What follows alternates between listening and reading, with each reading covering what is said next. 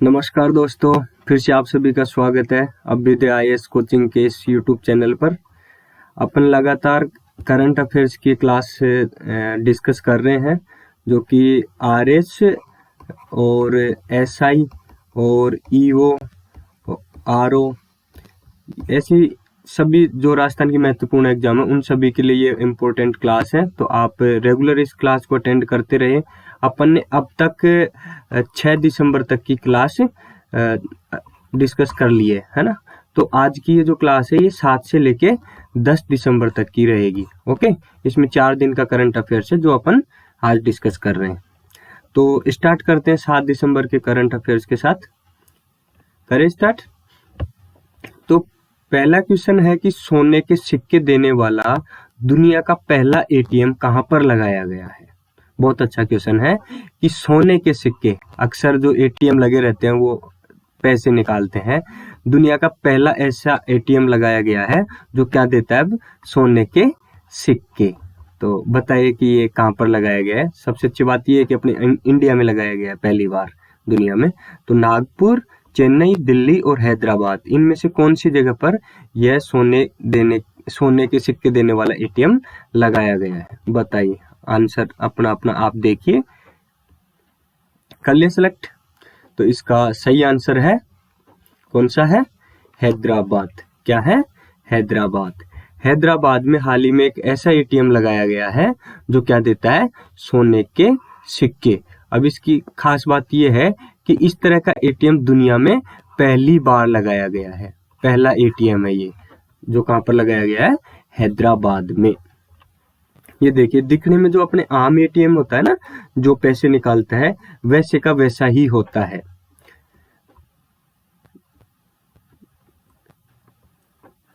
तो ये कौन सी कंपनी ने लगाया है, कौन सी कंपनी ने लगाया है, गोल्ड सिक्का ने। कौन सी कंपनी ने लगाया है, गोल्ड सिक्का ने इस एटीएम को लगाया है। तो ये क्या है कि 5 ग्राम से लेके 100 ग्राम तक के सोने के सिक्के इससे आप निकाल सकते हैं। ओके, नेक्स्ट क्वेश्चन पे चलते हैं। तो ये क्वेश्चन क्या था कि सोने के सिक्के देने वाला दुनिया का पहला एटीएम कहां पर लगाया गया। तो इसका आंसर क्या है, Hyderabad. Okay, right. Second question है, फोर्ब्स ने इस साल के एशिया के सबसे बड़े दानियों की सूची में भारत से किसे रखा है। फोर्ब्स की जो सूची है उसमें एशिया के सबसे बड़े दानियों की सूची में भारत से किसको रखा गया है। शिव नादर, अशोक सूता, गौतम अडानी या फिर ये सभी। बताइए इस क्वेश्चन का आंसर क्या है। कर लिया आपने सिलेक्ट ABCD में से। तो इसका सही आंसर है डी। क्या है, डी। इसमें एशिया के जो सबसे बड़े दानदाता हैं उनमें भारत के ये तीनों सदस्य शामिल है। कौन कौन, गौतम अडानी, अशोक सूता और शिव नादर। ये देखिए, इस बार जो फोर्ब्स ने एशिया के सबसे बड़े दानियों की जो लिस्ट जारी की है उसमें भारत से इन 3 लोगों को शामिल किया गया है, गौतम अडानी, शिव नादर, अशोक सूता। ओके, इनके बारे में ये और भी डिटेल यहाँ पर दे रहा हूं मैं कि जो गौतम अडानी है वो तो अडानी ग्रुप के चीफ हैं ही। Okay, clear. और जो शिव नादर है वो HCL टेक्नोलॉजी के फाउंडर हैं। ओके, और जो अशोक सूता है वो हैप्पीएस्ट माइंड्स के एग्जीक्यूटिव चेयरमैन है। ओके, तो इन तीनों लोगों को इस लिस्ट में जगह दी गई है। कौन सी लिस्ट में, एशिया की सबसे बड़े दानवीरों की लिस्ट में। किसके द्वारा जारी की जाती है, फोर्ब्स के द्वारा। ओके,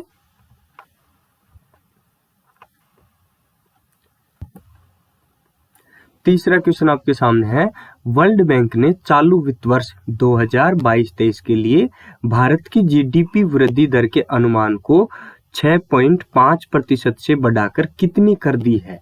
बहुत अच्छा क्वेश्चन है ये। करंट का क्वेश्चन अक्सर आता रहता है एग्जाम में, क्योंकि ये दर भी बदलती रहती है और एग्जाम में ऐसे क्वेश्चन भी पूछे जाते रहते हैं। तो बताइए कि चालू वित्त वर्ष 2022-23 के लिए भारत की GDP वृद्धि दर के अनुमान को 6.5% से बढ़ाकर कितनी कर दी है। किसने, वर्ल्ड बैंक ने। बताइए 6.7%, 6.9%, 7.1% या 7.1%। ये दोनों ऑप्शन एक जैसे, इसको ऐसे मान लो ये 7 है। बताइए ABCD में से कौन सा आंसर ठीक होगा। चलो इसको हटा देते हैं, ABC में से बता दीजिए।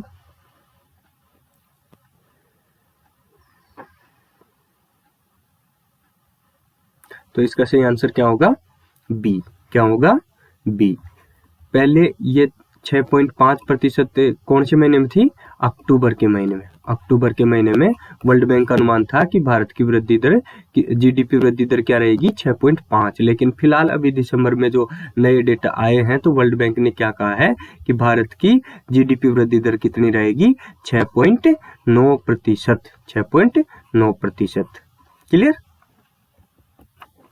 अब देखते हैं चौथा क्वेश्चन कि राजस्थान सब जूनियर बैडमिंटन चैंपियनशिप का आयोजन कब व कहां किया जा रहा है। राजस्थान सब जूनियर बैडमिंटन चैंपियनशिप का आयोजन कब व कहां किया जा रहा है। आपको इसमें जगह भी पूछी है और उसकी डेट भी आपसे पूछी है। तो बताइए क्या 5 से 10 दिसंबर तक जयपुर में होगा, या 15 से 20 दिसंबर तक जयपुर में होगा, या 5 से 10 दिसंबर कोटा में, या फिर 15 से 20 दिसंबर कोटा में।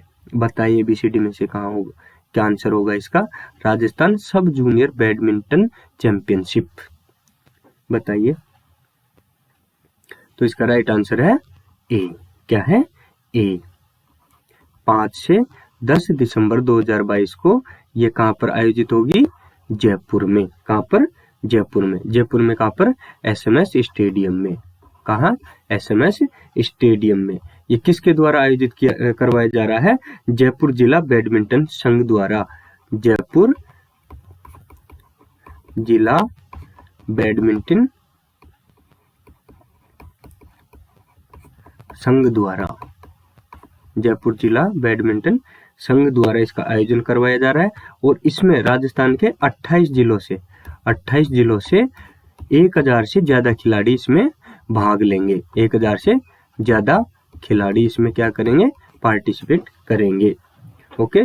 तो इसकी खास बात यह है कि जो ये राजस्थान सब जूनियर बैडमिंटन चैंपियनशिप होगी, इसी के आधार पर राज्य की टीम का चयन किया जाएगा। राज्य की टीम का चयन किया जाएगा। Okay, clear.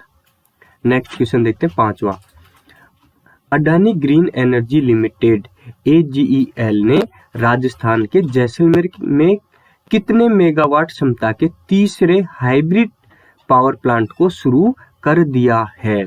बहुत अच्छा क्वेश्चन है कि अडानी ग्रुप ने जैसलमेर में कितने मेगावाट क्षमता के तीसरे हाइब्रिड पावर प्लांट को शुरू कर दिया है। बताइए 400 मेगावाट या 425 मेगावाट या 450 मेगावाट या 500 मेगावाट। बताइए 5वें का आंसर क्या होगा। हाइब्रिड पावर प्लांट के बारे में आपसे पूछा गया है, जो किसने लगाया है, अडानी ग्रीन एनर्जी लिमिटेड के द्वारा स्थापित किया गया। कहां पर, जैसलमेर में। बताइए। तो इसका सही आंसर होगा सी। कितने मेगावाट का पावर प्लांट लगाया है, 450 मेगावाट का। तो इसकी खास बात क्या है, ये लगाने के बाद में भाई जो अडानी ग्रीन एनर्जी लिमिटेड ने राजस्थान जैसलमेर में 450 मेगावाट की क्षमता वाले तीसरे हाइब्रिड पावर प्लांट को शुरू कर दिया है। अब ये करने के बाद में यह दुनिया की सबसे बड़ी विंड सोलर हाइब्रिड पावर उत्पादक कंपनी बन गई है। विंड और सोलर हाइब्रिड पावर उत्पादन के मामले में AGEL दुनिया की सबसे बड़ी कंपनी बन गई है। अब इसमें क्या होता है कि जो हाइब्रिड जो पावर प्लांट है ना, इनमें क्या होता है कि जैसे ये सौर ऊर्जा के बारे में अपन सब जानते हैं, तो इनसे क्या होता है कि सीधा बिजली आ रही है और अपन उसको घर में या खेतों में जैसे भी है अपन उसको क्या कर रहे हैं, काम में ले रहे हैं। ओके, घरों में इसकी लाइट का यूज ले रहे हैं। ठीक है, शाम हो गई और सौर ऊर्जा से अब बिजली का उत्पादन नहीं हो रहा, तो इसका काम क्या हो गया, बंद हो जाता है। लेकिन अब ये जो हाइब्रिड पावर प्लांट है, इनमें क्या हो रहा है कि इनसे जैसे घरों में बिजली भी आ रही है और एक्स्ट्रा बिजली का उत्पादन हो रहा है तो क्या हो रहा है, उससे बैटरी को क्या किया जा रहा है, चार्ज भी किया जा रहा है। तो उससे क्या होगा कि जब रात को जरूरत पड़ेगी तो हम इस बैटरी से घर में और बिजली भेज सकते हैं। फिर भी इसके बाद में भी अगर बच रहा है, फिर भी बिजली बच रही है, तो उसको क्या करते हैं, जैसे तार आते रहते हैं ना अपने जो पावर ग्रिड होता है, तो उसको भी इससे बिजली सप्लाई कर दी जाएगी। एक्स्ट्रा जो बिजली बच रही है घर में यूज करने के बाद में भी, बैटरी यूज चार्ज होने के बाद में भी जो भी बिजली बच रही है उसको आप पावर ग्रिड में सप्लाई कर सकते हैं। ओके, सेम ऐसा का ऐसा ही ये विंड हाइब्रिड में भी ऐसा कैसा ही सिस्टम है। ओके, तो नेक्स्ट क्वेश्चन पे चलते हैं। छठा क्वेश्चन है कि हाल ही में किस भारतीय स्टार्टअप को द अर्थशॉट पुरस्कार 2022 मिला है। कौन से भारतीय स्टार्टअप को द अर्थशॉट पुरस्कार 2022 मिला है। खेती, ग्रीन हाउस, वृक्ष या समुद्र। तो निम्न में से अपन को एक आंसर सेलेक्ट करना है। ये चारों क्या है, स्टार्टअप के नाम है। तो इसका सही आंसर है ए। क्या है, ए। जो खेती स्टार्टअप है उसको द अर्थशॉट पुरस्कार 2022 दिया गया है। क्यों दिया गया है? स्थानीय छोटे किसानों के लिए लागत कम करने, उपज बढ़ाने और जलवायु परिवर्तन की अग्रिम पंक्ति में आजीविका की रक्षा के लिए अग्रणी समाधान करने के लिए भारतीय स्टार्टअप द खेती को द अर्थशॉट पुरस्कार दिया गया है। ओके, नेक्स्ट क्वेश्चन पे चलते हैं। सातवां क्वेश्चन है, हाल ही में काजीरंगा परियोजना पर भारत के सहयोग की सहमति किसने दी है। भारत के सहयोग की सहमति किसने दी है, या फिर काजीरंगा परियोजना पर भारत का सहयोग कौन सा देश कर रहा है। बताएं निम्न में से जर्मनी, फ्रांस, ऑस्ट्रेलिया या फिर ब्राजील। तो इसका सही आंसर है बी। कौन सा है, बी, फ्रांस ने काजीरंगा परियोजना पर भारत का सहयोग देने के लिए सहमति प्रदान की है। अब ये खबरों में क्यों है कि फ्रांस की जो एजेंसी फ्रांसिस डेवलपमेंट, जिसको शॉर्ट फॉर्म है AFD, ने 2014 से 2024 के बीच में 10 साल की अवधि के लिए 80.2 मिलियन की फंडिंग की प्रतिबद्धता जताई है। काजीरंगा परियोजना क्या है? काजीरंगा परियोजना वन और जैव विविधता संरक्षण पर एक बड़ी असम की परियोजना है। Okay,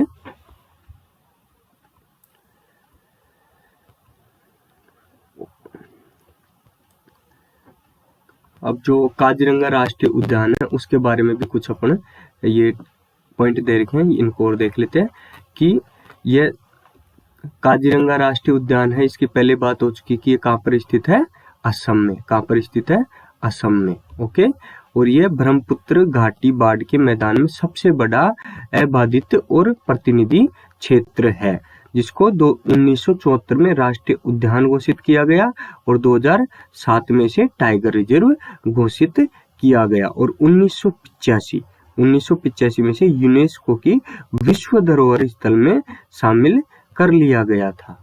okay, clear. Next question है, महिला पैरा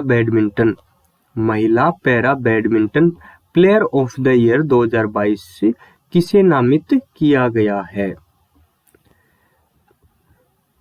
आपको पूछा है महिला para badminton player of the year 2022 किसे नामित किया गया है।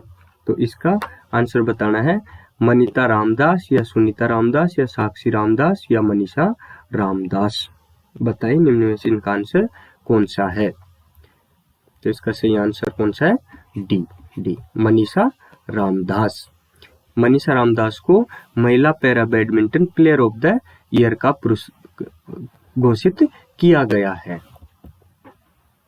ये है Manisha Ramdas, female para badminton player of the year 2022।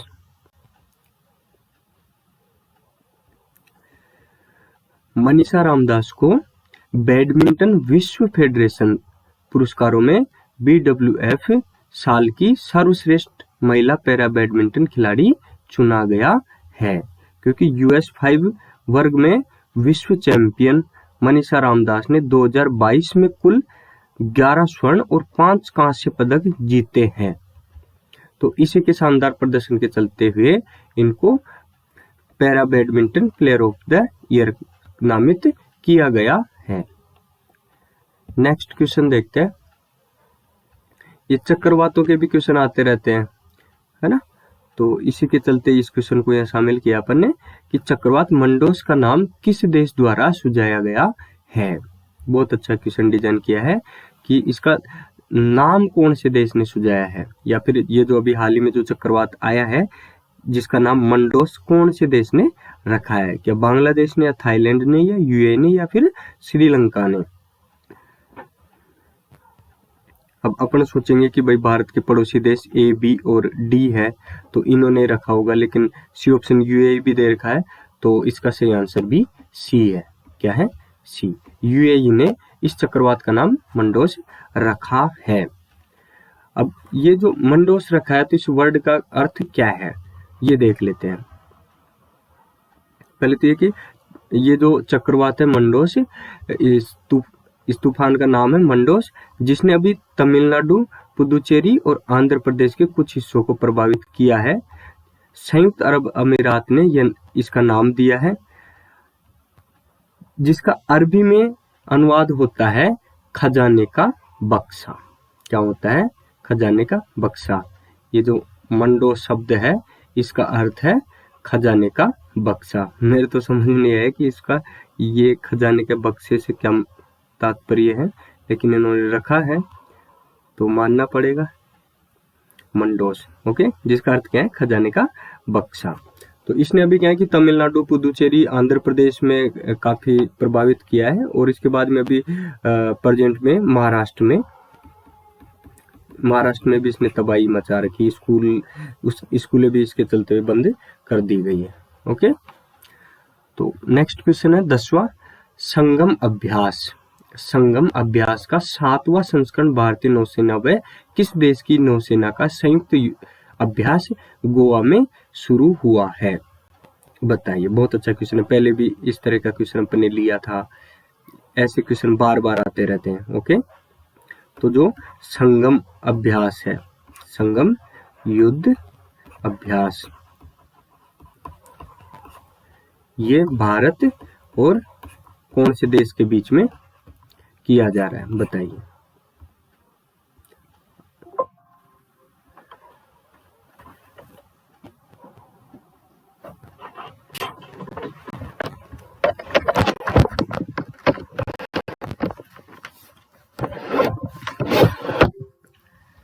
तो इसका सही आंसर कौन सा होगा?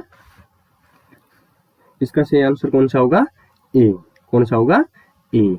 अमेरिका और भारत के जो नौसेना है उनके बीच में यह संयुक्त अभ्यास किया जा रहा है। कहां पर? गोवा में। कहां पर? गोवा में। ओके, संगम अभ्यास का 7वां संस्करण भारतीय नौसेना मार्को व US नेवी सील के बीच में एक संयुक्त नौसेना विशेष बल अभ्यास गोवा में 1 दिसंबर 2022 से शुरू हो गया है। ये कब से शुरू हुआ था? 1994 में सर्वप्रथम यह आयोजित किया गया था। ओके दोस्तों, तो ये 10 क्वेश्चन अपन ने देख लिए, इनके आंसर ये दे रखे हैं मैंने, जो पहले भी अपन डिस्कस कर चुके हैं।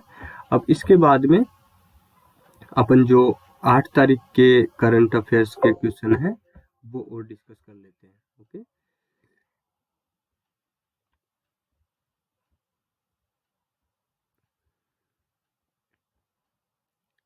आप बराबर इन क्वेश्चंस को नोट डाउन भी करते रहें, क्योंकि बहुत अच्छे अच्छे क्वेश्चन सिलेक्ट करके लेके आए आप लोगों के लिए। तो चलो 8 तारीख के क्वेश्चन, ये पहला क्वेश्चन है कि हाल ही में जारी रिपोर्ट के आधार पर रिजर्व बैंक ने रेपो रेट बढ़ाकर कितनी कर दी है? पहले भी पूछा गया था, जो अभी जो पिछले 10 क्वेश्चन थे उनमें था जीडीपी के बारे में पूछा गया था ना। अब आरबीआई की रेपो रेट के बारे में पूछ लिया गया है, रेपो रेट के बारे में। तो बताइए अभी रेपो रेट को बढ़ाकर कितना कर दिया गया है, बताइए।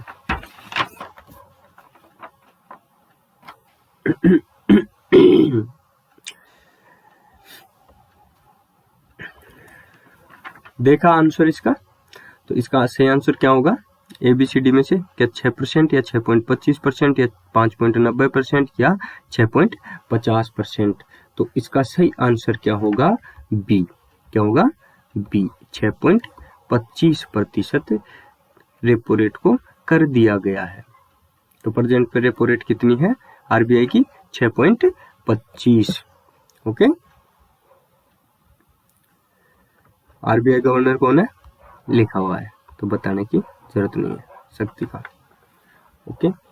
तो जो रेपो रेट की बात चल रही है, रेपो रेट ये क्या होती है बताइए, ये देख लेते हैं।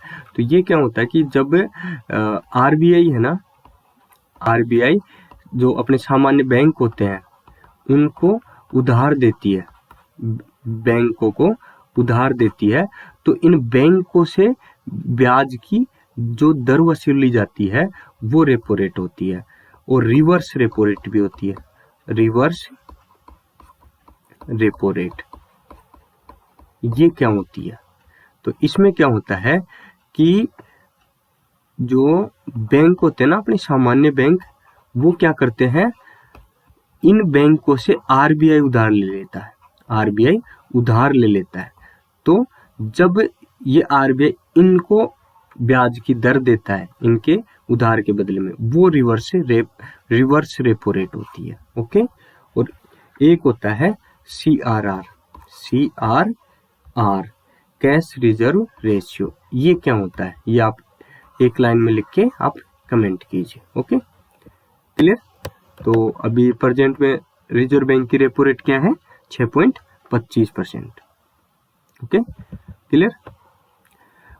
दूसरा क्वेश्चन है, हाल ही में फोर्ब्स द्वारा 100 पावरफुल महिलाओं की सूची जारी की, इसमें भारत की कितनी महिलाओं को शामिल किया गया है? फोर्ब्स का पहले भी क्वेश्चन आया था एशिया के दानदाताओं से संबंधित। ओके, अब क्वेश्चन आया है जो विश्व की 100 पावरफुल महिलाएं हैं उनमें भारत की कितनी महिलाएं हैं? केवल आपसे संख्या पूछी गई है, तो बताइए 4, 5, 6 या 7 कितनी महिलाएं हैं इस लिस्ट में? तो इसका सही आंसर क्या है बताइए? सी। क्या है? सी। कितनी महिलाएं शामिल है? 6 महिलाएं शामिल है। कितनी महिलाएं? 6 महिलाएं शामिल है। तो कौन कौन है वो महिलाएं? पहला तो है निर्मला सीतारमण। ओके, ये कौन है? वित्त मंत्री। दूसरी कौन है? रोशनी नादर मल्होत्रा, रोशनी नादर। ओके, ये क्या है? HCL टेक कंपनी की चेयरपर्सन है, HCL टेक कंपनी की चेयरपर्सन है। ओके, तीसरी कौन है? माधवी पुरी, माधवी पुरी। ये कौन है? ये है सेबी की चेयरपर्सन, ये सेबी की चेयरपर्सन है। ओके, और चौथी कौन है? सोमा मंडल। कौन है? सोमा मंडल। ये कौन है? ये जो साई है ना, स्टील अथॉरिटी ऑफ इंडिया, उसकी कार्यकारी अध्यक्ष है, कार्यकारी अध्यक्ष है। ओके, पांचवी कौन है? किरण मजूमदार शो, किरण मजूमदार शो। ये कौन है? ये बायोकॉन के अध्यक्ष है, ये बायोकॉन की अध्यक्ष है। और छठी कौन है? फाल्गुनी नायर, फाल्गुनी नायर। ये कौन है? ये नायका की CEO, नायका की CEO। ओके, तो क्वेश्चन क्या था कि फोर्ब्स द्वारा 100 पावरफुल महिलाओं की सूची जारी की गई है, इसमें भारत की कितनी महिलाओं को शामिल किया गया है? तो कितनी महिलाएं हैं? 6, जिसमें अपनी भारत की वित्त मंत्री निर्मला सीतारमण भी शामिल है। इनको कौन सा स्थान दिया गया है इस लिस्ट में? 36वां नंबर पे रखा गया है इन 100 महिलाओं में वर्ल्ड में। Okay, clear. तीसरा क्वेश्चन है, हाल ही में 5 दिसंबर को मनाए गए मृदा दिवस की थीम क्या रही है? बहुत अच्छा क्वेश्चन है। ऐसे क्वेश्चन थीम के बारे में या शुभंकर के बारे में ऐसे क्वेश्चन हर बार पूछे जाते रहते हैं। तो हाल ही में 5 दिसंबर को मनाए गए मृदा दिवस की थीम क्या रही है, बताइए। बहुत अच्छा क्वेश्चन है। मृदा दिवस कब मनाते हैं? 5 दिसंबर को। ओके, तो इस बार इसकी थीम क्या रही है? ए ऑप्शन है soils where food beginners. Okay, B option है soil save earth, C option है soils where life lived, okay, D option है सोइल सेव E6 सिस्टम। तो बताइए इनमें से कौन सी थीम रही है? तो इसका सही आंसर है ए, सोइल्स वेयर फूड बिगिन्स। कि वो आता है ना, यत्र नार्यस्तु पूजन्ते रमन्ते तत्र देवता, जहाँ नारियों की पूजा होती है वहां देवता निवास करते हैं या रमण करते हैं। तो वैसे ही है कि जहां मिट्टी होगी वहां ही भोजन शुरू होगा। ओके, तो ये अपन ने इनको लिया है। इनको सभी जानते होंगे कि ये कौन है, ये व्यक्ति कौन है। ये है सदगुरु। सदगुरु। तो इन्होंने एक कैंपेन चला रखा है सेव सोइल नाम से, सेव सोइल नाम से, जिसको लेकर ये भारत में इन्होंने ये बाइक पे टूर भी किया था। ओके, तो ये मिट्टी को प्रदूषित होने से लोगों को, वो मिट्टी को प्रदूषित होने से बचाने के लिए लोगों को जागरूक कर रहे हैं और इन्होंने ये कैंपेन चला रखा है। ठीक है, तो इस बार जो मृदा दिवस मनाया गया उसकी थीम क्या थी? Soils where food begins. Okay, next question पे चलते हैं। चौथा क्वेश्चन है, विश्व बैंक की रिपोर्ट के अनुसार भारत कितने अरब डॉलर प्रेषण प्राप्त करने वाला दुनिया का पहला देश बन गया है? विश्व बैंक की रिपोर्ट के अनुसार भारत कितने अरब डॉलर, क्वेश्चन को समझिए, कितने अरब डॉलर प्रेषण प्राप्त करने वाला दुनिया का पहला देश बन गया है? या फिर ऐसे मान लीजिए, आप तो क्वेश्चन कैसे समझ लीजिए कि ये पूरा वर्ल्ड है, ये इंडिया है, तो सारे वर्ल्ड से भारत में पैसे आ रहे हैं, लोग वहां से कमा कमा के भेज रहे हैं। तो पूरे वर्ल्ड में है ना, जो भारत इस मामले में नंबर 1 पे आ गया है कि विदेशों से कितनी मुद्राएं अपने देश में आ रही है। ओके, तो क्या है कि कितने अरब डॉलर प्रेषण प्राप्त करने वाला दुनिया का पहला देश बन गया है? तो बताइए कितने अरब डॉलर देश में आ रहे हैं? तो इस क्वेश्चन का आंसर क्या होगा? 50 अरब डॉलर या 100 अरब डॉलर या 150 अरब डॉलर या 200 अरब डॉलर? तो इसका आंसर होगा बी। क्या होगा? बी, 100 अरब डॉलर। 100 अरब डॉलर रुपए, 100 अरब डॉलर जो विदेशों में जो भारतीय रह रहे हैं वो वहां पर कमा के अपने देश में, भारत में भेज रहे हैं। इस मामले में भारत क्या हो गया है? दुनिया में पहले नंबर पर आ गया है। ओके, तो 5वां क्वेश्चन है, हाल ही में भारत के NDDB व अमूल किस देश को दूध उत्पादन बढ़ाने की तकनीक देंगे? जो NDDB और अमूल ये क्या कर रहे हैं कि भारत के किसी पड़ोसी देश को दूध का उत्पादन बढ़ाने की तकनीक दे रहे हैं कि वहां पर दूध की उत्पादन को कैसे बढ़ाया जा सकता है। तो उस तकनीक को देंगे। तो कौन से देश को देंगे? क्या नेपाल को देंगे या बांग्लादेश को या भूटान को या फिर श्रीलंका को? तो दोस्तों इस प्रश्न का आंसर है, इस प्रश्न का उत्तर है डी, श्रीलंका। श्रीलंका को NDDB और अमूल दूध बढ़ाने के लिए अपनी तकनीक देंगे। ओके, छठा क्वेश्चन है, हाल ही में भारत के पहले ड्रोन प्रशिक्षण सम्मेलन, पहले ड्रोन प्रशिक्षण सम्मेलन का उद्घाटन किसने किया है? नरेंद्र मोदी, अमित शाह, अनुराग ठाकुर या राजनाथ जी? कुछ दिनों पहले फोटो आ रही थी ना, नरेंद्र मोदी जी ड्रोन के बारे में बात भी कर रहे थे। ओके, तो आप इसका आंसर बताएं इस क्वेश्चन का कि भारत के पहले ड्रोन प्रशिक्षण सम्मेलन का उद्घाटन किसने किया है, बताइए। तो इसका सही आंसर है सी। किसने किया है? अनुराग ठाकुर ने। किसने किया है? अनुराग ठाकुर ने। ये अनुराग ठाकुर कौन से मंत्री है? केंद्रीय सूचना एवं प्रसारण मंत्री। कौन से मंत्री? केंद्रीय सूचना एवं प्रसारण मंत्री अनुराग ठाकुर ने चेन्नई में, कहां पर? चेन्नई में देश के पहले drone skilling and training virtual e learning platform का उद्घाटन किया है। ओके, तो नेक्स्ट क्वेश्चन पे चलते हैं कि हाल ही में ओएनजीसी के नए अध्यक्ष के रूप में किसे नियुक्त किया गया है, बताइए कि ओएनजीसी का नया अध्यक्ष किसे बनाया गया है? क्या रतन कुमार को, या अरुण कुमार सिंह को, या सीवी रेड्डी को, या प्रीति गुप्ता को? बताइए निम्न में से कौन सा उत्तर सही है। तो इसका सही उत्तर क्या होगा? बी, अरुण कुमार सिंह को ओएनजीसी का नया अध्यक्ष बनाया गया है हाल ही में।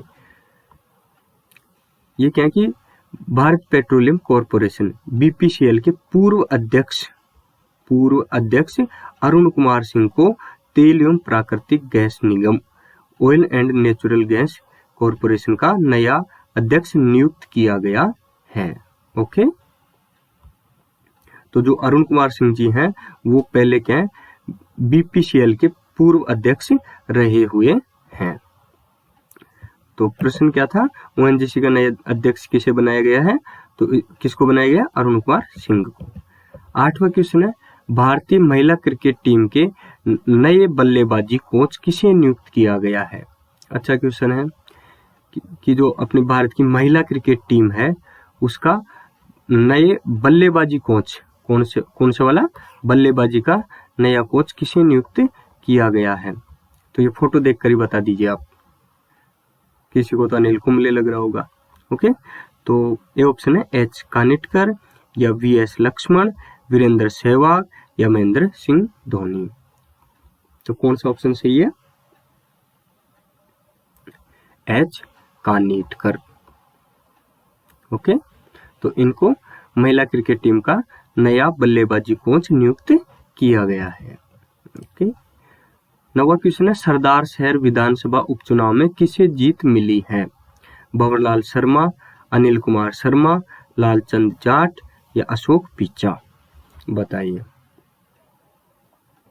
सरदार शहर विधानसभा उपचुनाव में किसे जीत मिली है? भंवरलाल शर्मा, या अनिल कुमार शर्मा, या लालचंद जाट, या अशोक पिचा?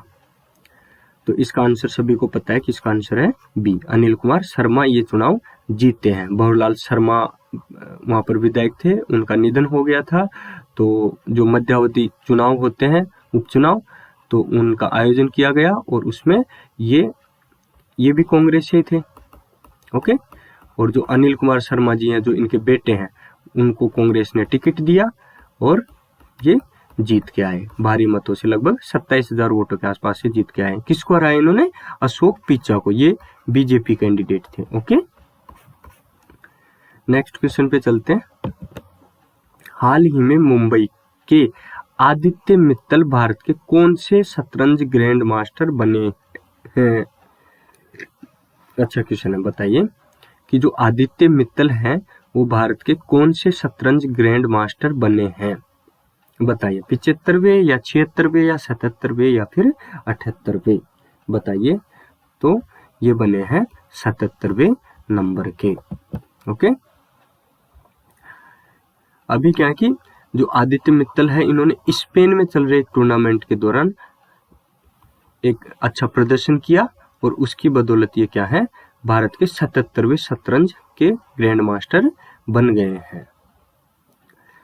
ओके दोस्तों, तो ये 10 क्वेश्चन अपने देख लिए हैं, इनके आंसर आपके सामने स्क्रीन पर दे रखे हैं। और अब अपन क्या करते हैं, जो 7 और 8 के क्वेश्चन तो अपन ने देख लिए, अब 9 और 10 के और बाकी रह रहे हैं वो भी देख लेते हैं। ओके, चलिए स्टार्ट करते हैं।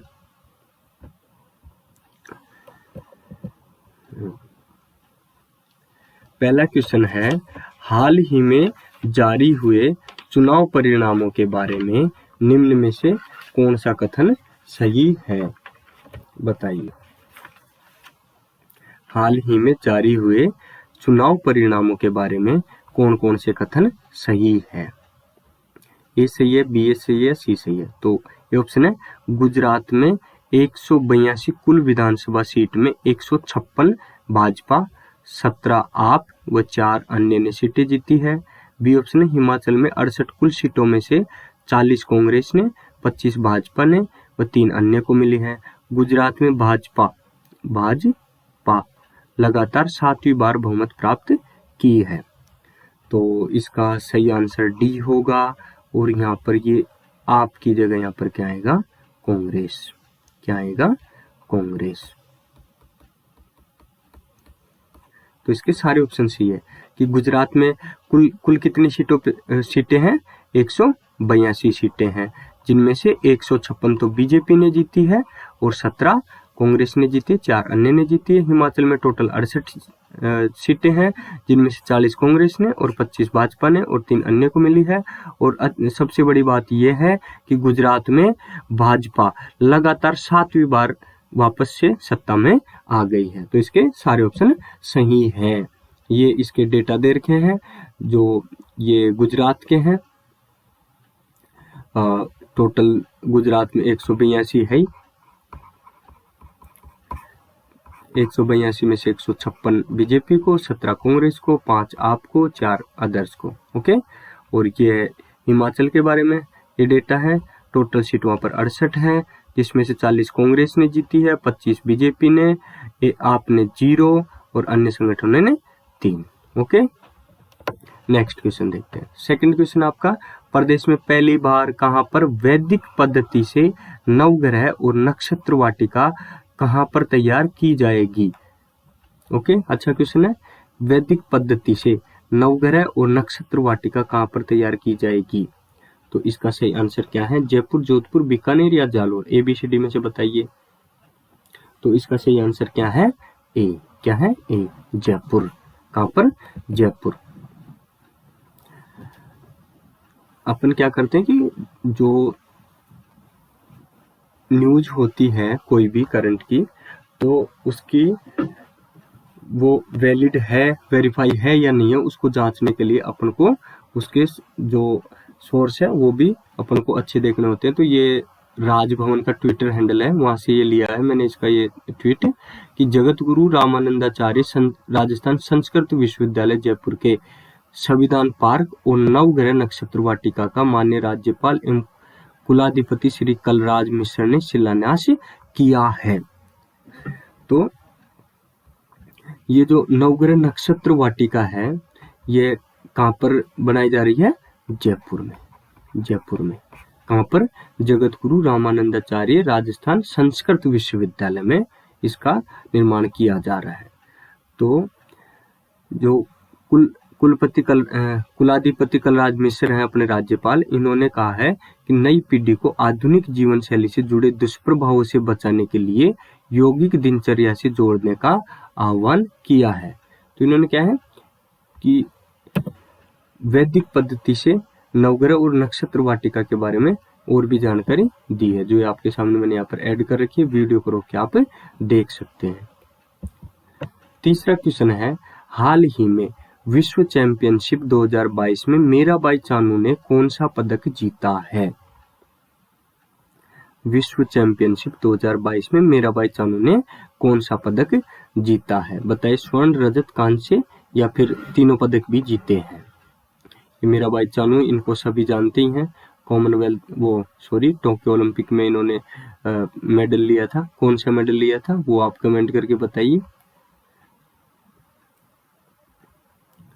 तो इसका सही आंसर क्या होगा? इन्होंने अभी विश्व चैंपियनशिप 2022 में कौन सा पदक जीता है बताइए। तो इन्होंने जीता है रजत पदक। कौन सा पदक जीता है? रजत पदक। पूर्व विश्व चैंपियनशिप मीराबाई चानू ने कोलंबिया में, कहां पर? कोलंबिया में जारी वर्ल्ड वेट लिफ्टिंग चैंपियनशिप 2022 में महिलाओं की 49 किलो भार वर्ग में रजत पदक अपने नाम किया है। कितने किलो वाले ग्रुप में? 49 kg वाले ग्रुप में कौन सा पदक जीता है? रजत पदक। ओके। टोक्यो ओलंपिक में भी इन्होंने रजत पदक जीता था। ओके। और भी इनसे संबंधित जानकारी मैंने यहाँ पर दे रखी है। तो नेक्स्ट क्वेश्चन देखते हैं। अंतरराष्ट्रीय पैकमैक एशिया सम्मेलन 2022 कहाँ आयोजित हुआ है? अंतरराष्ट्रीय पैकमैक एशिया सम्मेलन 2022 बताइए, पुणे में या चेन्नई में, मुंबई में या फिर नागपुर में? तो इस चौथे क्वेश्चन का आंसर है मुंबई। कहाँ पर आयोजित हुआ है? मुंबई में। कहाँ पर आयोजित हुआ है? मुंबई में। पैकमैक एशिया 2022 में पैकेजिंग पर अंतरराष्ट्रीय संगोष्ठी और क्रेता विक्रेता सम्मेलन का आयोजित हुआ। कहाँ पर हुआ? मुंबई में। ओके। तो इसमें क्या है? क्रेता विक्रेता बैठक के दौरान ईपीआर, पैकेजिंग प्रौद्योगिकी, बायोडिग्रेडेबल पैकेजिंग सामग्री, नवीनतम तकनीक एवं पैकेजिंग उद्योग के लिए व्यावसायिक अवसर आदि में पैकेजिंग उद्योग के साथ एमएसएमई के विकास को आगे बढ़ाने के लिए सरकारी योजनाओं पर विचार विमर्श करने के उद्देश्य से विभिन्न तकनीक सत्रों का आयोजन किया जा रहा है। ओके। नेक्स्ट क्वेश्चन देखते हैं। हाल ही में यूनिवर्सल हेल्थ कवरेज डे 2022 समारोह का आयोजन कहां पर किया जाएगा? हेल्थ कवरेज डे 2022 समारोह का आयोजन कहां पर किया जाएगा? अहमदाबाद, जयपुर, वाराणसी या फिर पुणे? बताइए इसका आंसर क्या होगा। तो जो यूनिवर्सल हेल्थ कवरेज डे 2022 है, इस समारोह का आयोजन कहां पर किया जा रहा है? वाराणसी में। कहां पर किया जा रहा है? वाराणसी में। केंद्रीय स्वास्थ्य और परिवार कल्याण मंत्रालय वाराणसी में 10 से 11 दिसंबर को यूनिवर्सल हेल्थ कवरेज डे, जिसको सार्वभौमिक स्वास्थ्य कवच विषयक 2 दिवसीय सम्मेलन का आयोजन कर रहा है। इसका उद्घाटन किसने किया है? यूपी की राज्यपाल श्रीमती आनंदीबेन पटेल ने। ओके। तो इस पर चर्चा किस पर होगी? स्वास्थ्य कवच पर चर्चा होगी। जो सार्वजनिक स्वास्थ्य कवच का लक्ष्य सभी लोगों को आवश्यक उन प्रोत्साहन युक्त, रोकथाम युक्त, उपचार युक्त और पुनर्वास युक्त स्वास्थ्य सेवाओं तक पहुंच मिले जो पर्याप्त गुणवत्ता युक्त प्रभावकारिता रखती हो। ओके। नेक्स्ट क्वेश्चन है दोस्तों, हाल ही में नाबार्ड के नए अध्यक्ष के रूप में किसे नियुक्त किया गया है? नाबार्ड का नया अध्यक्ष किसे बनाया गया है? लक्ष्मी वेंकटेश को या साजी केवी को या प्रीति सूदन को या विनीता कुमारी को? अगर आपने पहले क्लास ली होगी तो ये ऑप्शन तो आपको पता है कि प्रीति सूदन को तो क्या बनाया गया है? यूपीएससी का सदस्य बनाया गया है। ओके। तो अभी आपके पास 3 ऑप्शन है, इनमें से बताइए कि नाबार्ड का अध्यक्ष किसे बनाया गया है। तो इसका सही आंसर क्या होगा? बी, साजी केवी को क्या बनाया गया है? नाबार्ड का नया अध्यक्ष। ये है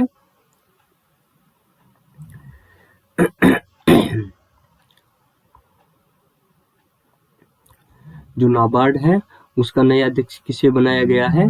केवी साजी को नया अध्यक्ष बनाया गया है। ये क्या है कि पहले पूर्व में 21 मई 2020 तक नाबार्ड के उप प्रबंधक निदेशक भी ये थे। ओके। इनके बारे में और भी डिटेल दे रखी कि इन्होंने कैनरा बैंक में 26 वर्षों तक काम किया है ना। तो नाबार्ड के बारे में देख लेते हैं कि यह मुख्य रूप से देश के ग्रामीण क्षेत्र पर ध्यान केंद्रित करने वाला एक विकास बैंक है। यह 1982 में राष्ट्रीय कृषि और ग्रामीण विकास बैंक अधिनियम 1981 के तहत स्थापित एक सांविधिक निकाय है। तो इस नाबार्ड का ये नाबार्ड कौन सी समिति की सिफारिश पर स्थापित किया गया था? शिवरमन समिति की सिफारिश पर इसे स्थापित किया गया था। और नाबार्ड का मुख्यालय कहाँ पर है? मुंबई में। कहाँ पर है? मुंबई में। तो नाबार्ड का मुख्य काम क्या होता है कि ग्रामीण क्षेत्र पर ध्यान केंद्रित करना, ओके, और उनका विकास करना। इसकी स्थापना कब हुई? नाबार्ड की स्थापना 1982 में, ओके। और ये किस तरह का निकाय है? सांविधिक निकाय है। और किसकी सिफारिश पर स्थापित किया गया? शिवरमन समिति की सिफारिश पर इसे स्थापित किया गया। और नाबार्ड का मुख्यालय कहाँ पर है? मुंबई में है, ओके दोस्तों। तो नाबार्ड का नया अध्यक्ष किसे नियुक्त किया गया है? केवी साजी को, ओके। नेक्स्ट क्वेश्चन है, हाल ही में ऑक्सफोर्ड डिक्शनरी ने किसे 2022 का वर्ड ऑफ द ईयर चुना है? बताइए। आंसर साफ साफ दिख ही रहा होगा, ये एडिट किया है तो गोब्लिन मोड जो वर्ड है, इसको ऑक्सफोर्ड डिक्शनरी ने 2022 का वर्ड ऑफ द ईयर चुना है, ओके। किसे? गोब्लिन मोड को। तो इसका मीनिंग क्या होता है ये देख लेते हैं। तो परिभाषा के अनुसार ये एक प्रकार का व्यवहार है। क्या? ये गोब्लिन मोड एक प्रकार का व्यवहार है जिसमें व्यक्ति बिना किसी अफसोस के आत्म अनुग्रहशील, आलसी, मेला कुचला या लालची होता है और आमतौर पर एक तरह से सामाजिक मानदंडों या अपेक्षाओं को अस्वीकार करता है। क्या करता है? अस्वीकार। किनको?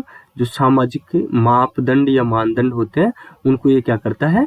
अस्वीकार करता है, ओके। तो एक तरीके से क्या हो गया? एक जुमला या कहावत जैसा वर्ड हो गया। तो ऑक्सफोर्ड ने वर्ड ऑफ द ईयर 2022 किसे चुना है? गोब्लिन मोड को, ओके। आगे चलते हैं।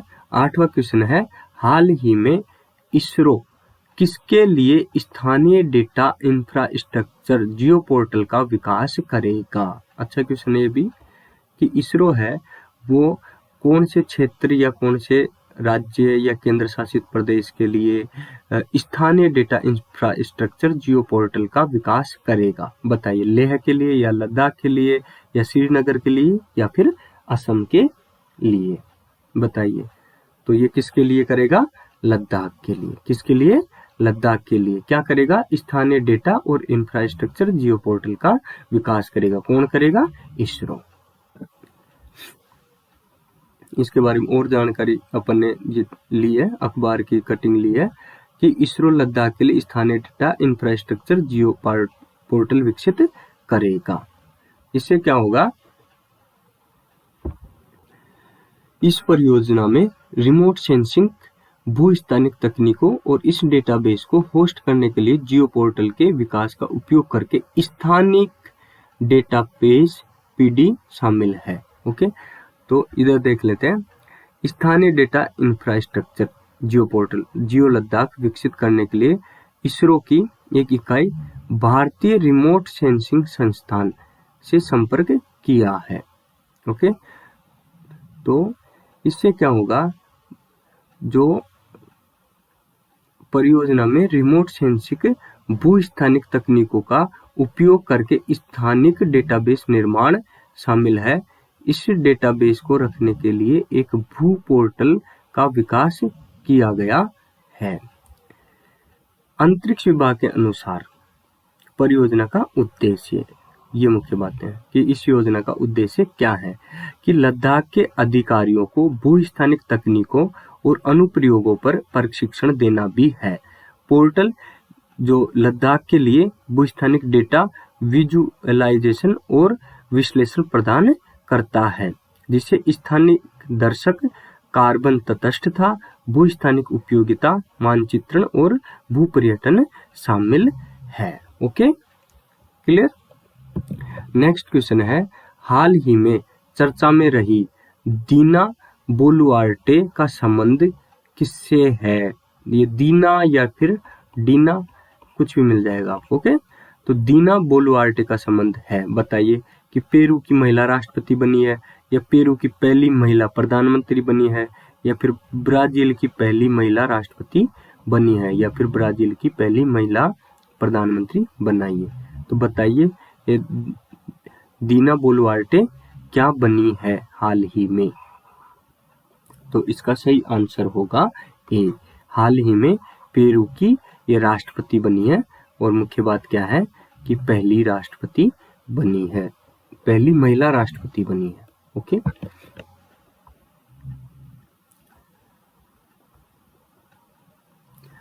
पेरू को पहली बार महिला राष्ट्रपति मिली है। पेरू की ये क्या है, पूर्व उपराष्ट्रपति, क्या थी ये, पूर्व उपराष्ट्रपति थी डीना, या दीना कुछ भी बोल लीजिए, बोलुआर्टे को पेरू का नया राष्ट्रपति चुना गया है। तो इससे पहले अभियोजकों ने वहां के अपदस्थ वामपंथी राष्ट्रपति पेड्रो कास्टियो पर देश का लोकतंत्र तोड़ने और विद्रोह की साजिश रचने के आरोप तय किए थे। तो उसको महाभियोग लगा के जो राष्ट्रपति था पेड्रो कास्टियो, उसको हटा दिया गया था और पूर्व उपराष्ट्रपति डीना बोलुआर्टे को अब पेरू का नया राष्ट्रपति बनाया गया है। ओके, तो क्वेश्चन क्लियर। 10वां क्वेश्चन है, बीबीसी की 100 प्रभावशाली महिलाओं की सूची में कितनी भारतीयों को शामिल किया गया है। पहले क्वेश्चन आया था फोर्ब्स का है ना, तो उनमें एशिया के जो दानवीर हैं उनके बारे में पूछा गया, फिर जो प्रभावशाली महिलाएं उनके बारे में पूछा गया, अभी भी प्रभावशाली महिलाओं के बारे में पूछा गया है, लेकिन कौन सी लिस्ट से, बीबीसी के द्वारा जारी की गई लिस्ट में ना। तो क्वेश्चन है, बीबीसी की 100 प्रभावशाली महिलाओं की सूची में कितनी भारतीय महिलाओं को शामिल किया गया है, बताइए। 3 को, 4 को, या 5 को, या फिर 6 को। तो इसका सही आंसर क्या होगा, बी। क्या होगा, बी। 4 महिलाओं को इसमें शामिल किया गया है। किन किन को किया गया है, प्रियंका चोपड़ा को, और दूसरी है शिरीषा बांदला। पहली प्रियंका चोपड़ा, दूसरी शिरीषा बांदला, और तीसरी कौन है ये, तीसरी कौन है, गीतांजलि श्री, और चौथी कौन है, इनका नाम है स्नेहा जावाले, स्नेहा जावाले। ठीक है, ये सोशल वर्कर है। ओके, तो गीतांजलि श्री का नाम पहले भी चर्चाओं में था। क्यों था, कि उनकी किताब रेत की समाधि के लिए उन्हें क्या दिया गया था, बुकर पुरस्कार से सम्मानित किया गया था। ओके, और ये शिरीषा बांदला है, ये भी पहले चर्चाओं में रही थी। ये भारतीय मूल की महिला है, जो क्या है, ये क्या है, इंडियन अमेरिकन एरोनॉटिकल इंजीनियर है। ओके, तो ये अपने 10 क्वेश्चन कंप्लीट हुए, और इसके बाद अपन जो बाकी के बचे हुए 10 क्वेश्चन और देख लेते हैं।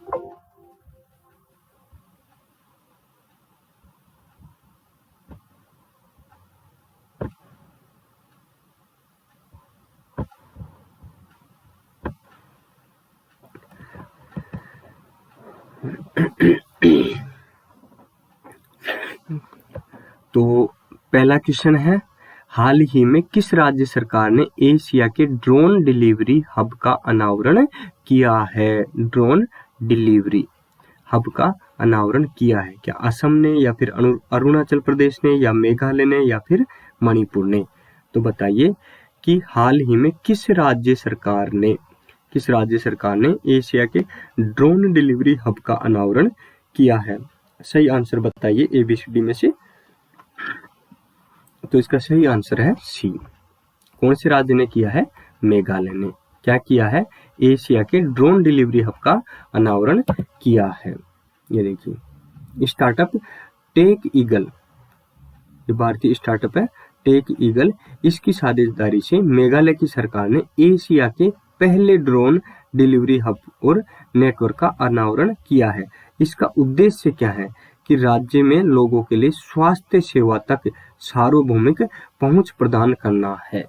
सार्वभौमिक पहुंच प्रदान करना है। इस परियोजना का उद्देश्य एक है कि ड्रोन का उपयोग करके राज्य के विभिन्न क्षेत्रों में दवाओं और जो डेली के जो सैंपल लिए जाते हैं वो, और जो टीके लगाए जाते हैं, और ब्लड संबंधी जो भी आवश्यकताएं होती है, जैसी महत्वपूर्ण आपूर्ति को जल्दी और सुरक्षित रूप से वितरित करना है। तो इस ड्रोन का ये एक सकारात्मक उपयोग है। किस क्षेत्र में लिया जा रहा है, स्वास्थ्य के क्षेत्र में। कौन सी सरकार द्वारा, मेघालय के द्वारा। इन्होंने क्या किया है, एशिया का पहला drone delivery hub, drone delivery मतलब ड्रोन के माध्यम से दवाइयाँ, ब्लड जांच, सैंपल ये एक जगह से दूसरी जगह कम समय में भेजे जाएंगे। जैसे कि कहीं पर 2 घंटे लगते हैं बाय रोड जाने में, और वहाँ पर 2 घंटे के बजाय ड्रोन से अपन क्या कर सकते हैं, आधे घंटे में वहाँ पर दवाइयाँ उपलब्ध करवा सकते हैं। ओके, तो नेक्स्ट क्वेश्चन देखते हैं दूसरा, कि भारत 12वें विश्व हिंदी सम्मेलन का आयोजन कहाँ करने जा रहा है। जो विश्व हिंदी सम्मेलन है उसका आयोजन कहाँ पर किया जाएगा, बताइए। 12वें विश्व हिंदी सम्मेलन का आयोजन कहाँ किया जाएगा, तो इसका सही आंसर क्या है, फिजी या मलेशिया या घाना या फिर सिंगापुर। तो इसका राइट आंसर है ए, फिजी। भारत अपने 12वें विश्व हिंदी सम्मेलन का आयोजन फिजी में करने जा रहा है। ओके, कब से कब तक होगा, 15 से 17 फरवरी 2023 को फिजी के नांडी में होगा। कहां पर होगा, नांडी में। ओके, चलिए नेक्स्ट क्वेश्चन देखते हैं। किस देश ने अपने नवीनतम परमाणु स्टील्थ बॉम्बर का अनावरण किया है। बहुत अच्छा क्वेश्चन है। किस देश ने अपने नवीनतम परमाणु स्टील्थ बॉम्बर का अनावरण किया है। चीन ने या अमेरिका ने या भारत ने या रूस ने। फिलहाल में क्या है कि सारे देशों में जो हथियार हैं उनकी होड़ मची हुई है, तो नए नए हथियार बनाए जा रहे हैं। तो उसमें क्या किया गया है, जो एक बॉम्बर मतलब जो बम होते ना, बम, उनकी वर्षा करने वाला एक वो बॉम्बर बनाया है इन्होंने। तो कौन से देश ने बनाया ये ना, ये चीन ने या अमेरिका ने या भारत ने या रूस ने, बताइए। परमाणु स्टील्थ बॉम्बर किसने किया है, अमेरिका ने। किसने किया है, अमेरिका ने। कैसा है ये ऐसा है, ये बम की वर्षा करता है। क्या करता है, बम की वर्षा करता है। ओके, अमेरिका ने आखिरकार न्यूक्लियर बम वर्षक B-21 रेडर विमान को लॉन्च किया है।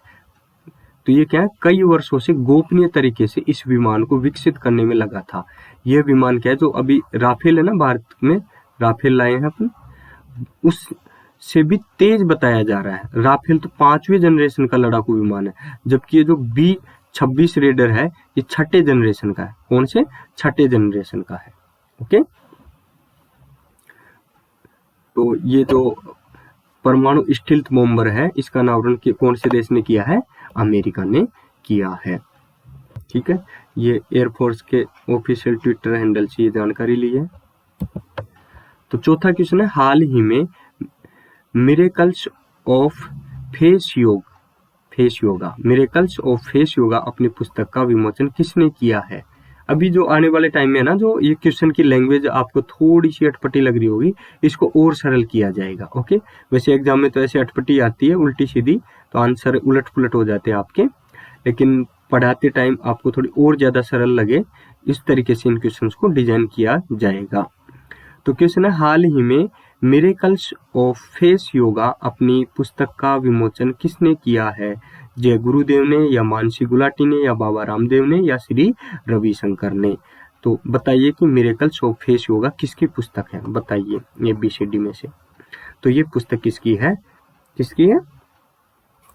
मानसी गुलाटी की। किसकी है, मानसी गुलाटी की। अब ये चर्चाओं में क्यों है, रोज 100 किताबें आती हैं, ज्यादा आती है, कम आती है, लेकिन मिरेकल्स ऑफ फेस योगा जो मानसी गुलाटी की पुस्तक है ये चर्चा में क्यों है। ये चर्चा में इसलिए है कि इस पुस्तक की तारीफ भारतीय राष्ट्रपति द्रौपदी मुर्मू जी ने भी इस पुस्तक की तारीफ की है, इसका विमोचन किया है। ठीक है, तो जो भारत की राष्ट्रपति द्रौपदी मुर्मू ने इस पुस्तक को सराहा है। राष्ट्रपति ने कहा है कि फेस योगा एक उपयुक्त समय पर सामने आई हुई पुस्तक है, जब दुनिया प्रतिरक्षा में सुधार और समग्र जीवन शैली विकसित करने के लिए ये समाधान की तलाश कर रही है।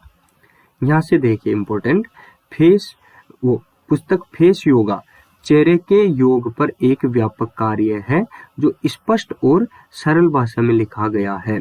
जिसे नौसिखियों और अभ्यासकर्ताओं द्वारा समान रूप से आसानी से समझा जा सकता है। ये क्या है कि चेहरे के योग पर, कि चेहरे का योग कैसे किया जाता है ना, उसके ऊपर एक बहुत अच्छी पुस्तक है। तो इसकी पुस्तक का क्या नाम है? Miracles of face yoga. Miracles of face yoga किसने लिखी है? मानसी गुलाटी ने। और मानसी किसकी संस्थापक है? मनस्वी की इनकी संस्था है, उसकी संस्थापक भी है। ओके, तो मिरेकल्स ऑफ फेस योगा किससे संबंधित है? कौन से योग से संबंधित है? चेहरे के योग से। Okay, clear. नेक्स्ट क्वेश्चन है, हाल ही में नाबार्ड के द्वारा किस जिले में वित्त वर्ष 2023-24 के लिए स्टेट क्रेडिट सेमिनार का आयोजन किया गया है? स्टेट क्रेडिट सेमिनार का आयोजन किया गया, जयपुर में, अलवर में, या चूरू में, या सीकर में? चलिए, नाबार्ड का क्वेश्चन अभी थोड़ी देर पहले भी आया था, तो नाबार्ड के बारे में ये बता दिए वापस कि इसकी स्थापना कब हुई थी। ओके, तो नाबार्ड के द्वारा किस जिले में वित्त वर्ष 2023-24 के लिए स्टेट क्रेडिट सेमिनार का आयोजन किया गया है? तो कौन सा जिला है? जयपुर। कौन सा जिला है? जयपुर। जयपुर में स्टेट क्रेडिट सेमिनार का आयोजन किया गया है। ओके, तो नाबार्ड द्वारा जयपुर में वित्त वर्ष 2023-24 के लिए स्टेट क्रेडिट सेमिनार का आयोजन किया गया। तो इसमें क्या होता है कि जो किसानों के बारे में, किसानों से संबंधित जो भी योजनाएं हैं और उनको जो ऋण दिया जाता है उनके बारे में जानकारी प्रदान की जाती है। किसानों को बेहतर ऋण प्रवाह आदि के लिए सहकारी समितियों को पुनर्जीवित करने के लिए केंद्र एवं राज्य सरकार द्वारा हाल ही में किए गए संयुक्त प्रयासों के बारे में बताया गया। ओके, कि केंद्र सरकार और राज्य सरकार द्वारा किसानों के लिए क्या क्या किया गया है, किस क्षेत्र में ऋण संबंधी जो सुविधाएं दी जा रही है उनके बारे में। ओके, तो नेक्स्ट क्वेश्चन देखते हैं। छठा क्वेश्चन है, अलवर में आयोजित सक्षम अलवर के बारे में सही कथन कौन सा है? ये जो सक्षम अलवर है ये प्रोग्राम पहले से चल रहा है, वहाँ के कलेक्टर द्वारा चलाया जा रहा है, तो इसको बदल के चलाया जा रहा है। पहले किस क्षेत्र में चलाया जा रहा है? जैसे शिक्षा के क्षेत्र में चलाया जा रहा है ना, कोई अवेयरनेस लाई जा रही है उसके बारे में चलाया जा रहा है, तो अलग अलग बारे में चलाया जा रहा है। तो इस बार किस इनका विषय है? महिलाओं से संबंधित, है ना। तो अलवर में आयोजित सक्षम अलवर के बारे में सही कथन कौन सा है? तो ए बी है, ABCD में से बताइए कि इसके तहत नारी चौपाल का आयोजन किया जाएगा। इसका आयोजन 6 दिसंबर से 2022 से 31 जनवरी 2022 तक किया जाएगा। और सी ऑप्शन है, इसका शुभारंभ राजगढ़ से किया जाएगा। तो इसके सारे आंसर सही हैं, इसके सारे आंसर सही हैं। तो ये जो सक्षम अलवर है, ये जो प्रोग्राम है इसमें क्या है? नारी चौपाल का आयोजन किया जाएगा और ये 6 दिसंबर से 31 जनवरी तक 2023 तक चलेगा। और ये राजगढ़ से, अलवर के राजगढ़ से शुरू किया गया है। ठीक है, तो इसमें क्या है कि महिलाओं को केंद्र व राज्य सरकार द्वारा संचालित महिला संबंधी योजनाओं, घरेलू हिंसा रोकथाम अधिनियम 2006, कार्यस्थल पर लैंगिक उत्पीड़न रोकथाम अधिनियम और दहेज प्रतिषेध अधिनियम 1961, वन स्टॉप सेंटर, सती रोकथाम अधिनियम 1987, महिला सुरक्षा सलाह केंद्र, घूंघट प्रथा, गुड टच बैड टच और चिरंजीवी योजना, पालनहार योजना, उड़ान योजना, इंदिरा महिला शक्ति योजना, बाल विवाह निषेध अधिनियम, प्रधानमंत्री मातृत्व वंदन योजना, अनैतिक व्यापार, पोक्सो एक्ट, महिला आत्मरक्षा प्रशिक्षण एवं कन्या भ्रूण हत्या से संबंधित जानकारी दी गई। कब दी गई? 6 दिसंबर 2022 को, जब ये प्रोग्राम की शुरुआत हुई तब महिलाओं के विकास के लिए, है ना, महिला सुरक्षा के लिए, महिला उन्नति के लिए जो भी सरकारों के कानून बनाए गए हैं, जो योजनाएं बनाई गई है ना, जो उनको सुरक्षा और कई तरह की सुविधाएं प्रदान की जा रही है सरकारों के द्वारा, तो उनके बारे में इनको महिलाओं को इस बारे में जानकारी दी गई। ओके, तो सक्षम अलवर प्रोग्राम, ठीक है। तो इसकी क्या क्या विशेषता थी कि यह नारी चौपाल इसमें लगाई जाएगी। इसका आयोजन 6 दिसंबर से 31 जनवरी 2023 तक किया जाएगा। इसका शुभारंभ राजगढ़ से किया जाएगा। ओके, तो नेक्स्ट क्वेश्चन है, हाल ही में नवी विश्व आयुर्वेद कांग्रेस और आरोग्य एक्सपो 2022 का उद्घाटन कहाँ हुआ है? नवी विश्व आयुर्वेद कांग्रेस और आरोग्य एक्सपो 2022 का उद्घाटन कहाँ हुआ है? पुणे में, चेन्नई में, नागपुर में या फिर गोवा में? बताइए। 7वां क्वेश्चन मैंने काट दिया था, उसमें कुछ एरर था इस वजह से। तो ये 8वां क्वेश्चन है, छठे के बाद में सीधा ही। तो इसका आंसर है डी, गोवा। तो नवा विश्व आयुर्वेद कांग्रेस और आरोग्य एक्सपो 2022 का उद्घाटन कहाँ पर हुआ है? गोवा में। कहाँ पर हुआ है? गोवा में। 9th world Ayurveda Congress and आरोग्य एक्सपो, इसका उद्घाटन कहाँ पर हुआ है? गोवा में। ओके, यह आयोजन 8 दिसंबर से 11 दिसंबर तक गोवा में होगा। ओके, यह आयोजन केंद्र सरकार और राज्य सरकारों के साथ साथ केंद्रीय आयुष मंत्रालय द्वारा समर्थित है। ओके, नेक्स्ट क्वेश्चन है, हाल ही में प्रकृति को बचाने के लिए कोप 15 कहाँ पर शुरू हुआ है? बताइए। हाल ही में प्रकृति को बचाने के लिए कोप 15 कहाँ पर शुरू हुआ है? ब्राजील या कनाडा या ब्रिटेन या फिर बांग्लादेश? बताइए, ABCD में से आप अपना आंसर सेलेक्ट करें और कमेंट करें। ओके, तो प्रकृति को बचाने के लिए जो कोप 15 शुरू हुआ है वो कहाँ पर शुरू हुआ है? कनाडा में। कहाँ पर हुआ है? कनाडा में। ओके,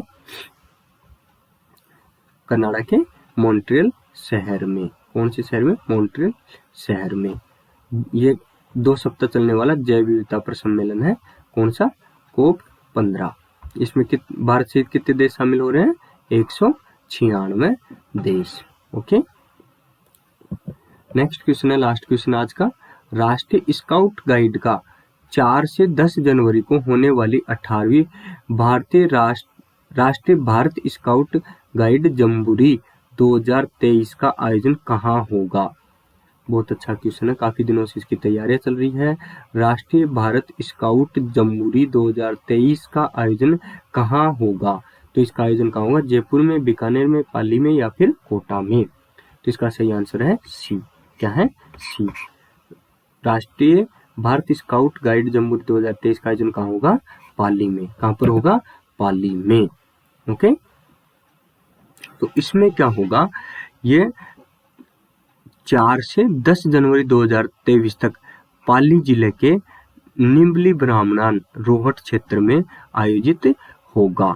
और इसमें क्या है कि भारत एवं पड़ोसी देशों से लगभग 35,000 स्काउट गाइड भाग लेंगे। अब ये क्या है? स्काउट गाइड में शारीरिक, बौद्धिक, सामाजिक एवं आध्यात्मिक क्षमताओं का विकास करते हुए स्थानीय, राष्ट्रीय तथा अंतर्राष्ट्रीय समुदाय के प्रति उत्तरदायी नागरिक के रूप में विकसित करने संबंधी विभिन्न गतिविधियां आयोजित की जाएगी।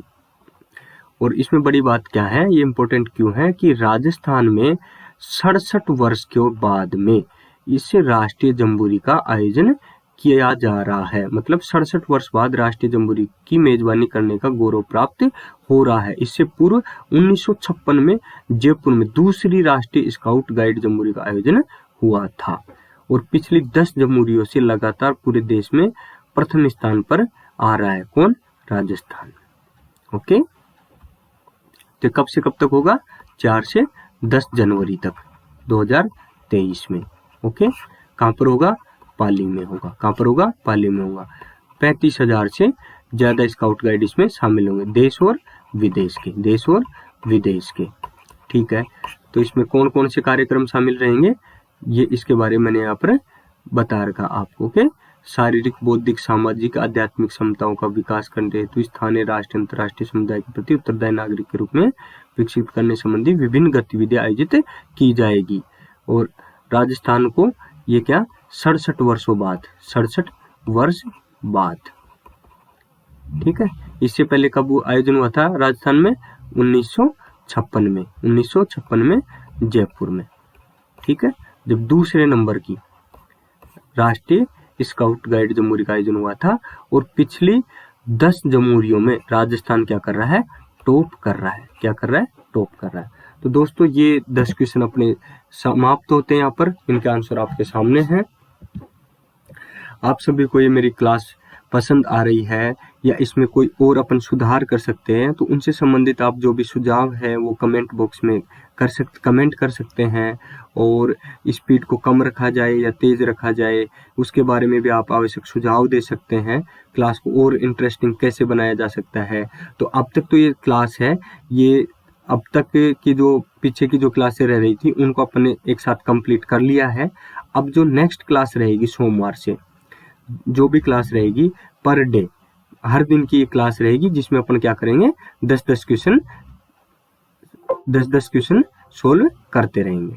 ओके, तो चलते मिलते हैं फिर सोमवार के करंट अफेयर्स के साथ। धन्यवाद।